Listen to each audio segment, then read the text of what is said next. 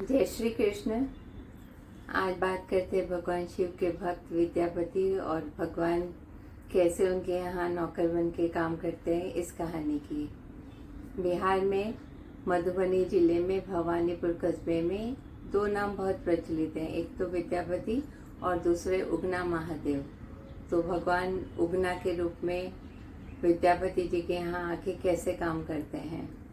तो होता ये कि विद्यापति जी भगवान शिव के भक्त हैं और मैथिली भाषा में, संस्कृत भाषा में रचना करते हैं और बहुत सुंदर शिव के भजन गाते हैं। तो भगवान ने सोचा इनके घर जाके ही रहा जाए और भजन सुना जाए। तो आते हैं एक निर्धन का वेश धारण करके कि मुझे आप अपने घर पे काम में रख लीजिए।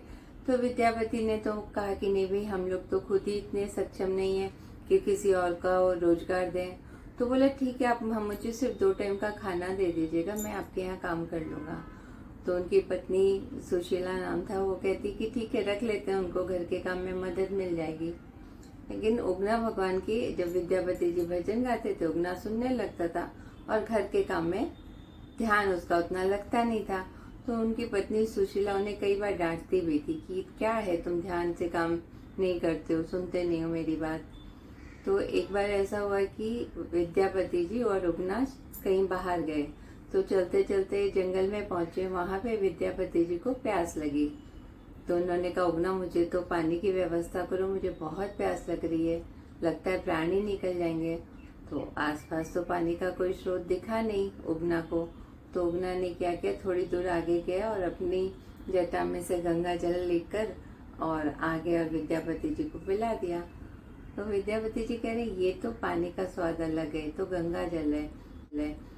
तो उन्हें थोड़ा शक हुआ, ये कौन है जो यहाँ पे तो गंगा है नहीं आसपास, तो गंगा जल कैसे लेकर आए।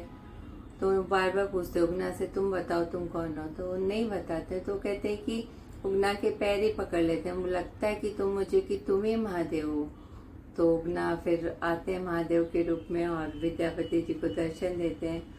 तो विद्यापति जी तो मैंने क्या बोले, उनको तो एकदम गदगद हैं, भावुक हैं, आनंदित हैं कि प्रभु उनके यहाँ है। दुख भी इस बात का है कि प्रभु से घर का काम करा रहे थे। और कहते हैं फिर उगना जो महादेव हैं वो कहते हैं कि मैं तुम्हारे घर पे अभी भी रहूंगा, लेकिन तुम मेरा परिचय किसी को नहीं दोगे। तो ठीक है, किसी को नहीं देंगे। तो भगवान आ जाते, उगना वापस इनके घर पे काम करते हैं और विद्यापति जी उन्हें भजन सुनाते हैं। तो एक दिन जब भजन सुन रहे थे और जो उनकी पत्नी ने कुछ काम बोला उगना को, और उगना ने वो काम ठीक से नहीं किया क्योंकि उनका ध्यान तो भजन सुनने में था। तो उनकी पत्नी ने क्या किया, चूल्हे में से जलती हुई लकड़ी निकाली और उसी से मारने लगी उगना को। तब विद्यापति जी से रहा नहीं गया, उन्होंने कहा, ये देवी तुम ये क्या पाप कर रहे हो, तुम महादेव को मार रही हो। तब तक तो उगना वहां से अदृश्य हो जाते हैं, अंतर ध्यान हो जाते हैं कि ये तुमने क्यों बताया किसी को, जो मैंने मना किया था तुम्हें। तो फिर विद्यापति बहुत ढूंढते भगवान को, एकदम दुखी विलाप करते हुए, उगना उगना करके, कभी गलियों में कभी जंगल में। तो भगवान महादेव से उनका दुख देखा नहीं गया। आ जाते हैं, बोलते हैं कि ठीक है, अब मैं तुम्हारे पास उगना के रूप में तो नहीं रह सकता हूँ, लेकिन ये शिवलिंग तुम स्थापित करो। उसका नाम उगना ही रखा गया। तो ये उगना शिवलिंग है मधुबनी जिले में, बहुत ही प्रसिद्ध मंदिर है भगवान शिव का। ऐसे भगवान है अपने भक्त के लिए, और भक्त के जो भाव हैं भजन में उसको सुनने के लिए वो उसके यहाँ चाकरी भी कर लेते हैं। धन्य विद्यापति जी, जय हो भोले बाबा की, सबका मंगल हो।